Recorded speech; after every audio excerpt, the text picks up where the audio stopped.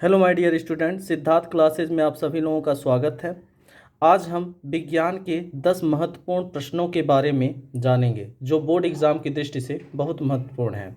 आपसे निवेदन है कि जब भी वीडियो को देखिए तो ध्यान से, अगर नोट्स बना है तो इसको अच्छे से सुनिए, रिवाइज करिए और 1 से 2 बार देखने के बाद आपको पूरे के पूरे 10 के 10 क्वेश्चन याद हो जाएंगे, जो कि परीक्षा की दृष्टि से मोस्ट इम्पॉर्टेंट है और हेल्पफुल भी हैं, क्योंकि 2 चैप्टर का महत्वपूर्ण निचोड़ लिया गया है इस चैप्टर में। तो इस क्रम में हम पहले प्रश्न पे गौर करें तो पहला प्रश्न है, आधुनिक आवर्त नियम लिखिए। अर्थात आधुनिक आवर्त नियम के अनुसार तत्वों के भौतिक तथा रासायनिक गुण उनके प्रमाण क्रमांकों के आवर्ती फलन होते हैं। इस क्रम में हम दूसरा प्रश्न देखें, मेंडलीव का आवर्त नियम क्या है, इसकी व्याख्या कीजिए। आप देख सकते हैं कि यह सन 2011, 13, 17 और 19 में पूछा गया प्रश्न है, जो कि मोस्ट इम्पॉर्टेंट प्रश्न है। अगर हम इसके उत्तर के बारे में देखें तो मेंडलीव के अनुसार तत्वों के भौतिक एवं रासायनिक गुण उनके परमाणु भारों के आवर्ती फलन होते हैं। एक बार फिर से सुनिए, मेंडलीव के अनुसार तत्वों के भौतिक एवं रासायनिक गुण उनके परमाणु क्रमांकों के आवर्ती फलन होते हैं। अर्थात तत्वों को उनके परमाणु भारों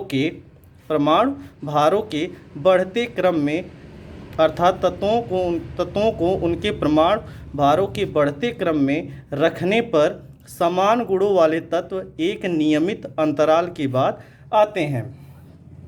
मेंडलीव की आवर्त सारणी में और आधुनिक आवर्त सारणी में यह अंतर देखा गया कि आधुनिक आवर्त सारणी के जन्मदाता मोजले ने सभी तत्वों को परमाणु क्रमांक के बढ़ते हुए क्रम में रखा, जबकि इससे पहले जितने वैज्ञानिक आए जैसे मेंडलीव, डॉवेराइनर और न्यूलैंड, इन सभी ने तत्वों को उनके परमाणु भार के आधार पर रखा था।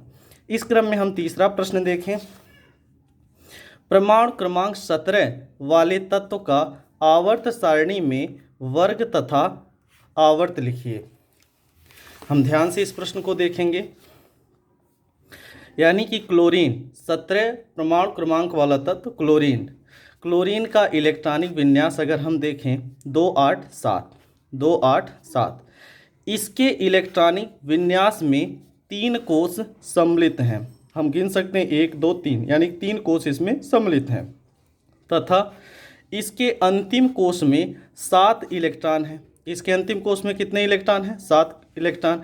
अगर हम वैलेंसी की बात करें तो वैलेंसी यानी कि अष्टक पूरा करने के लिए इसको 1 इलेक्ट्रॉन की आवश्यकता है, अर्थात क्लोरीन की वैलेंसी कितनी हो जाएगी? 1।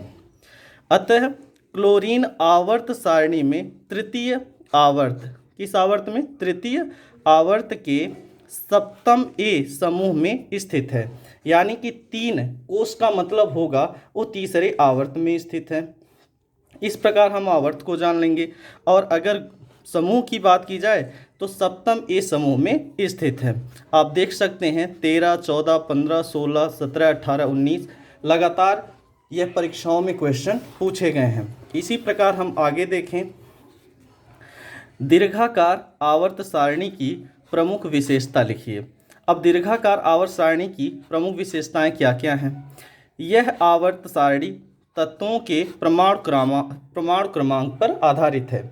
इससे पहले हमने आपको बताया है, इससे पहले जितनी आवर्त सारणियाँ दी गई थीं वो सब परमाणु द्रव्यमान पर आधारित थीं, जबकि दीर्घाकार आवर्त सारणी या मॉडर्न पीरियोडिक टेबल परमाणु क्रमांक पर आधारित है।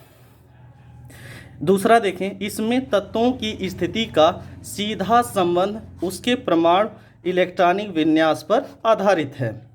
तीसरी बात देखें, इसमें तत्वों के रासायनिक गुणों में समानता एवं भिन्नता तथा अन्य क्रमिक परिवर्तनों का स्वयं पता चल जाता है। अगर हम ध्यान दें तो इसमें तत्वों के रासायनिक गुणों में समानता एवं भिन्नता तथा अन्य क्रमिक परिवर्तनों का स्वयं पता चल जाता है। इस क्रम में हम आगे देखें, चौथे पॉइंट पे गौर करें तो आधुनिक आवर्त सारणी में और भी विभाजन किए गए हैं। जैसे सक्रिय तत्व, संक्रमण तत्व, विरल मृदा धातु और रेडियो एक्टिव धातु, उपधातु आदि।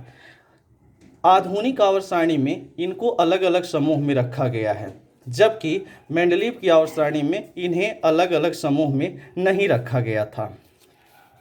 इसी क्रम में बात करें, मेंडलीव का आवर्त सारणी में अनेक अनुमान गलत निकाले गए, किंतु आधुनिक आवर्त सारणी में कोई गलत अनुमान नहीं निकाला गया, यानी कि यह सक्सेसफुल आवर्त सारणी थी।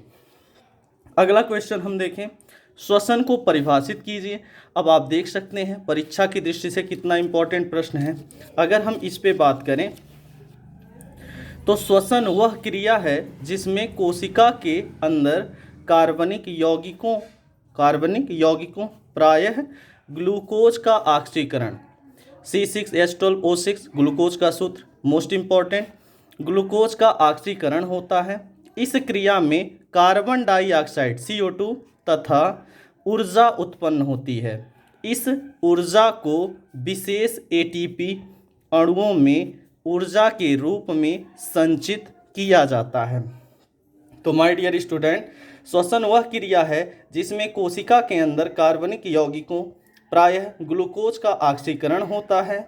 इस क्रिया में कार्बन डाइऑक्साइड तथा ऊर्जा उत्पन्न होती है। इस ऊर्जा को विशेष ATP अणुओं में ऊर्जा के रूप में संचित किया जाता है। बात करें इक्वेशन के बारे में, तो हमने कहा ग्लूकोज का सूत्र C6H12O6 प्लस 6O2। जब ऑक्सीजन से क्रिया कराते हैं तो कार्बन डाइऑक्साइड के 6 अणु, जल के 6 अणु और 673 kg कैलोरी ऊर्जा प्राप्त होती है। इक्वेशन याद रखिएगा, इक्वेशन मोस्ट इम्पॉर्टेंट है। और आपके लिए एक प्रश्न है माय डियर स्टूडेंट, मनुष्य के पाचन तंत्र का नामांकित चित्र बनाइए। यानी कि इस अध्याय से मैंने 2 अध्याय का पूर्णतः निचोड़ निकाला है, अर्थात मनुष्य का पाचन तंत्र और एक वृक्क जिसको आप इंग्लिश में किडनी कहते हैं, और जो कि एक उत्सर्जन तंत्र है। तो किडनी और पाचन तंत्र का आप चित्र बना के अच्छे से अभ्यास कर लीजिएगा। यह क्वेश्चन आपको स्वयं करना है। प्रश्न नंबर 7 पे हम विचार करें, आक्षी तथा अनाक्षी श्वसन में क्या अंतर है। मोस्ट इम्पॉर्टेंट प्रश्न है। और यहाँ पर एक चीज़ आपको बता दें, जितने भी प्रश्न हमने आपको अभी कराए हैं सब NCERT बेस्ड हैं और NCERT बुक से ही लिए गए हैं। तो कृपया अच्छे से प्रश्न को पढ़िएगा और एग्ज़ाम की अच्छे से तैयारी करिए। आक्षी तथा अनाक्षी श्वसन में क्या अंतर है। आक्षी श्वसन, अनाक्षी श्वसन। आक्षी श्वसन में O2 की उपस्थिति, यानी आक्षी श्वसन O2 की उपस्थिति में होता है, जबकि अनाक्षी श्वसन O2 की अनुपस्थिति में होता है। पहला पॉइंट। दूसरा पॉइंट देखें, इसमें ग्लूकोज का पूर्ण विखंडन होता है, जबकि अनाक्षी श्वसन में ग्लूकोज का पूर्ण विखंडन नहीं होता है। तीसरे पॉइंट पे चर्चा करें, इसमें CO2 तथा जल अंतिम उत्पाद होता है। ध्यान दीजिएगा, CO2 तथा जल अंतिम उत्पाद होता है। और अनाक्षी श्वसन में इसमें एथेनॉल और लैक्टिक अम्ल, एथेनॉल एवं लैक्टिक अम्ल अंतिम उत्पाद होते हैं। इस क्रम में हम चौथे की बात करें, इसमें उच्च मात्रा में ऊर्जा उत्पन्न होती है, इसमें कम मात्रा में ऊर्जा उत्पन्न होती है। ध्यान से देखिएगा, अगर हम फिर से बताएं, चौथा पॉइंट आप देखे नहीं होंगे, इसमें उच्च मात्रा में ऊर्जा उत्पन्न होती है, जबकि इसमें कम मात्रा में ऊर्जा उत्पन्न होती है। इस प्रकार हम 7 प्रश्नों को पढ़ चुके हैं। इसी क्रम में हम अगले प्रश्नों पर विचार करें तो ध्यान दीजिएगा। 8वां प्रश्न हमारा क्या है, रुधिर लसिका में क्या अंतर है स्पष्ट करें। परीक्षा की दृष्टि से बहुत इंपॉर्टेंट। अब माय डियर स्टूडेंट, इसमें जितने भी प्रश्न रखे गए हैं वो परीक्षा की दृष्टि से ही रखे गए हैं। आप अपनी तैयारी को बेहतर बनाने के लिए अगर इस वीडियो को 2 से 3 बार भी देखते हैं तो आपको लिखने की ज़रूरत नहीं है, पूरा का पूरा वीडियो आपके दिमाग में छप जाएगा। तो इसका उत्तर देखें, क्योंकि मैंने बहुत सरल शब्दों में लिखने की कोशिश किया है। रुधिर और लसिका। रुधिर क्या होता है, यह गहरे लाल रंग का तरल संयोजी उत्तक है, जबकि लसिका क्या है, यह रंगहीन तरल संयोजी उत्तक है। दूसरे पॉइंट पे चर्चा करें, इसमें लाल रुधिर कणिकाएं पाई जाती हैं जिनमें Hb होता है। Hb क्या होता है my dear student? Haemoglobin. Hb क्या होता है? हीमोग्लोबिन। जबकि लसिका में लाल रुधिर कणिकाएं नहीं पाई जाती हैं। लसिका के अंदर लाल रुधिर कणिकाएं नहीं पाई जाती हैं। तीसरे बिंदु पे आए तो रुधिर में प्रोटीन्स अधिक मात्रा में पाई जाती हैं। माय डियर स्टूडेंट, रुधिर में प्रोटीन्स अधिक मात्रा में पाई जाती हैं, जबकि लसिका में प्रोटीन्स कम मात्रा में पाई जाती हैं। प्रोटीन्स कैसी पाई जाती हैं? काफ़ी कम मात्रा में पाई जाती हैं। चौथे क्वेश्चन पे विचार करें तो इसमें O2 अधिक मात्रा में पाई जाती है। O2 का मतलब ऑक्सीजन। इसमें ऑक्सीजन अधिक मात्रा में पाई जाती है, जबकि लसिका में ऑक्सीजन कम मात्रा में पाई जाती है। पांचवें बिंदु पे चर्चा करें, यह रुधिर वाहिनियों में परिसंचरित होता है, अर्थात रुधिर वाहिनियों में यह क्या होता है? बहता है। जबकि लसिका, यह लसिका वाहिनियों में परिसंचरित होने के अतिरिक्त उत्तकों में उत्तक द्रव्य के रूप में रहता है, यानी उत्तकों में यह उत्तक द्रव्य के रूप में भी रहता है। अब इस क्रम में हम देखें वाष्पोत्सर्जन, मोस्ट इंपॉर्टेंट प्रश्न, वाष्पोत्सर्जन किसे कहते हैं?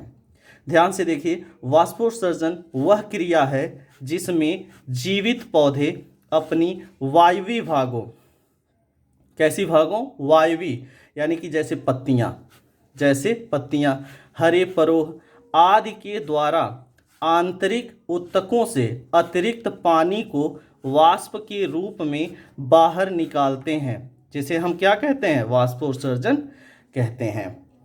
अब वाष्पोत्सर्जन की कुछ क्वालिटियां हैं बाबू, देख लो क्या हैं। वाष्पोत्सर्जन पौधों के सभी वायवीय भागों से होता है।